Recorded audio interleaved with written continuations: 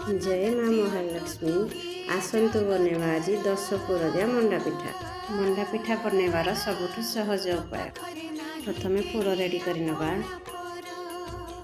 गुड़ नड़िया छेना चीनी अदा गोलमरिच गुजराती छेचा काजू किशमिश टिके नहीं खाइबा कर्पूर टिके पकईदे चाउल बटा नहीं चीनी लुण स्वाद अनुसार पानी रुटी पकड़ा बेले बैटर जी पतला रखुंट मंडा पिठा भी सेमती रखते 5 मिनिट चलैला एमती टेस्ट करें आप नरम अच्छी ना टाण अच्छी हाथ को टाण लगे उषुम पानी आड करें आप जंतुणी नरम थे पातिया हल्ले झड़ी पड़े।